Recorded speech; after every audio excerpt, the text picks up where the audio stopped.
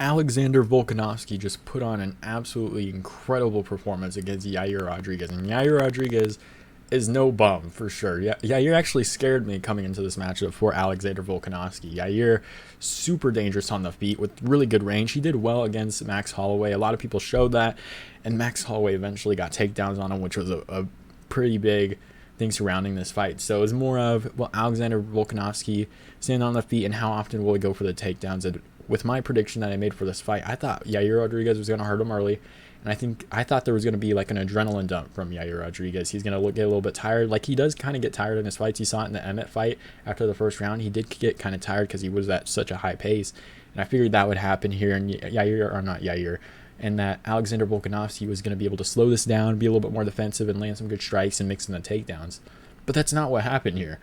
It seemed that Alexander Volkanovski just dominated Yair Rodriguez. Now, early on in the fight, in the first round, I was surprised Alexander Volkanovski got that takedown so early. I thought for sure Yair was going to open up with a lot, like just leg kicks and body kicks. And it kind of just, I was just so impressed with Volkanovski. There's like this thing with Volkanovski where you can tell he works hard and he's super talented, and he's just a genetic freak. The fact that he's that size and that stocky with that reach on his arms is kind of crazy. But even Volkanovski just continues to impress me every fight. Like I doubted him in the Makhachev fight. I was like, I'm going to make sure I'm not going to doubt him in this matchup. But Yair is very dangerous.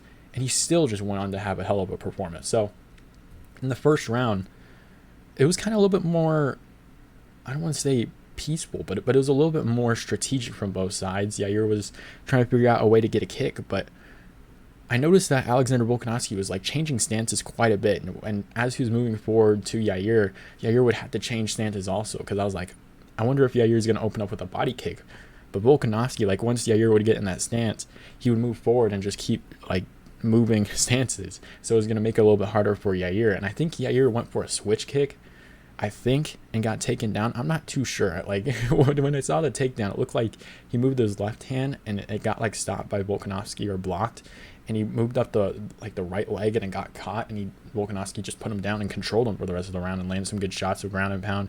I think landed an elbow, cut up Yair Rodriguez, and I think Yair cut Volkanovski. I'm not sure. Oh wait, no, I'm sorry. Yair didn't get cut in that first round. Volkanovski got cut. I think in the second round Yair got cut. But I was so surprised he was able to get that takedown. He looked so impressive there on the ground, was able to just control him. I thought Yair for sure was going to have some chances to get up, because I didn't think Yair was that bad on the ground. I noticed he was impressing a little bit more in his fight, so I figured at certain points he'll probably get up, but he didn't. Like Volkanovski is just he's just so strong. He just like held him on the ground, landed some really good ground and pound. It looked super impressive. Going into that second round, it's like, all right, Yair might open up a little bit more, but again, Volkanovski landed some shots from distance. I think Yair was just landing a little bit of some leg kicks. Volkanovski was landing some leg kicks also, was staying out of the bigger strikes of Yair Rodriguez. And Yair was getting really close on some of the kicks. You kind of noticed that in round 3 where he started to land them a little bit more. He was getting closer on some of the kicks. I think he went for a couple wheel kicks. But there was a point, I think, in this round where Volkanovski had him against the fence and went in. I don't know if Yair went off a little bit balanced, but went back towards the fence, and Volkanovski went towards him. And I think they both traded punches, weirdly enough. Yair hit him with like a right hand or a left hand. Stumbled Volkanovski. I noticed this. I was like, whoa, they both got, like, because they both swung. I noticed that both of them got like both of them stumbled. They both exchanged right hands. Both of them stumbled. And Volkanovski kept going for that takedown. Just looked super impressive. Continued to dominate Yair Rodriguez in that second round. Landed some really good shots. I think he landed an elbow, a couple elbows against the fence. For Rodriguez, he kind of just held his head against the fence. So landed some really good elbows. Cut him up, I believe, right over his left eye or something. And it was a pretty bad cut, but they were able to fix it up. It was like opening up a little bit, but it wasn't like super big, and it wasn't impeding on his seeing. So they kept it going. Third round though, the stats officially have it: 37 strikes for Volkanovski, 23 strikes for Yair. But Yair, I think, landed a head kick on Volkanovski. There are certain points where he landed a front kick. Like I felt like he started to open up a little bit more. And my worry during this fight, and the thing is that if what I predicted happened, I would be a little bit more comfortable watching Volkanovski for the rest of the fight, because I would figure Yair would tire out a little bit more and Volkanovski would be able to just do what he wants. But in this fight, Yair got controlled, but his cardio wasn't necessarily going down because he didn't have crazy output. So I was like, at any point, Volkanovski could get hit with something and get hurt really badly, because Volkanovski doesn't have like an iron chin. He has a good chin, but does get dropped, does get wobbled by certain things. So I figured that at some point would happen, but Yair landed some good shots on Volk, and there were certain points where Volk would put his hands down, like, Volk, put your hands up, like, don't get hurt. But again, Volkanovski looked super impressive. Third round, was able, I think there was a moment here, I don't know exactly what the public thinks about this, because I saw what the Brandon Moreno fans were saying. Maybe they're not big Yair Rodriguez fans, I don't know. But I think there was a point where Volkanovski head clashed, unintentionally it looked like, against Yair Rodriguez, and I don't want to say it felt like a momentum swing there, but it was a really bad head clash. It looked like a very strong punch, because if you've seen Volkanovski's head, it's like huge. His head is huge. No pause. I know that sounds really weird, but I mean, he like crashed right forward, and Volkanovski tends to do this. He crashes his head forward, and it was like so flush on Yair, and Yair, he didn't look like he stumbled, but they definitely paused, and Yair took like over a minute, and that was good for Yair, so he can kind of calm down, get in a better position on the feet, and get away from the fence a little bit more. But eventually, Yair, I think, went for like a body kick with the right side of his leg, not right side of his leg, with his right leg, and Volkanovski was able to counter. And I kind of mentioned this in my prediction, that Yair doesn't really have a good guard up, and maybe it was because he threw a kick, but eventually, like, even Emmett landed a good shot on Yair when he starts to circle out a little bit more. He only puts one arm up. So I figured eventually that Volkanovski was going to be able to land a shot on him as the fight goes on. I did not realize it would be round 3 where Yair starts to turn it on a little bit more. Landed a really good right hand, and Yair, I don't know if he was just so hurt that he didn't realize what was going on, but Yair backs up towards the fence and like has his hands down and just puts his hands up. Like, I don't know if he was hurt, because he's like smiling and it looked like he was like egging Volkanovski to come on, but he held his hands up, and then Volkanovski hit him with some really good body shots, and just Yair went down, or I'm sorry, landed some good body shots. I think he just picked him up and just fucking slammed him.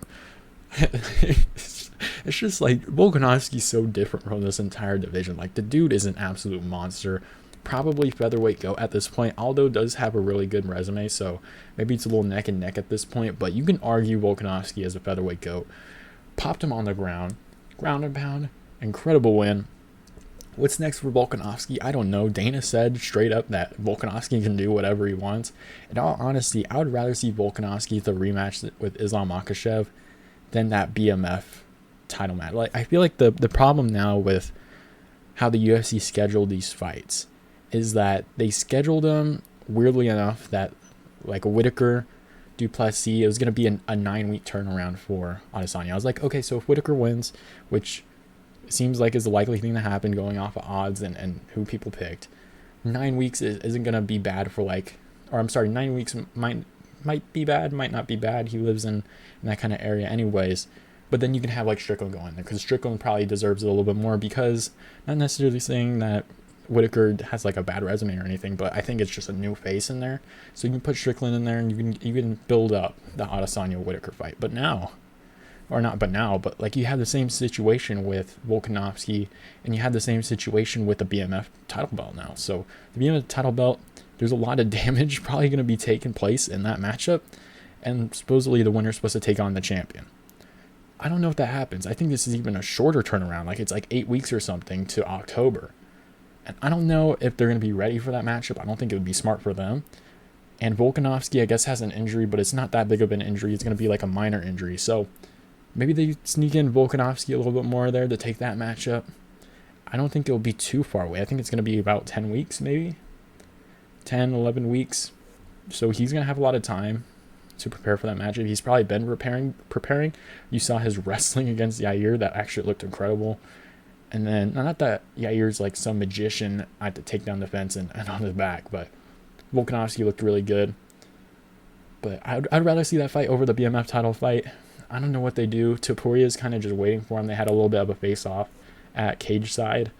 Maybe that means something, maybe it doesn't, but he's literally the only contender. I made a video on it. Ilya Topuria is legit the only contender for Volkanovski, and the worst thing you can do is do Ilya Topuria versus Max Holloway, because legit, if Max Holloway wins, there's literally nobody. Volk has legitimately cleared out that division for about 9 months to a year now. Can't really do too much. Well, at least if you take out Ilya Topuria. If he takes out Ilya Topuria, there's literally nobody, and you have to wait like a year to refresh that division. So maybe he goes Makhachev and then Topuria, or maybe he goes Topuria, then he tries to go for Makhachev at some point later on in 2024. Who knows? It should be kind of fun, whoever he fights next. Volkanovski is just on a different level. I think active-wise, I think because John Jones has only had like one fight within the last few years, you can arguably say that Volkanovski should be pound for pound number one, just because due to activity. Although John Jones has a better resume, I think you can probably say Volkanovski is probably the best guy in the entire UFC. Like, the dude's incredible. Let me know what you guys think about this fight. Who do you guys think Volkanovski should fight next? And I'll see you guys next time.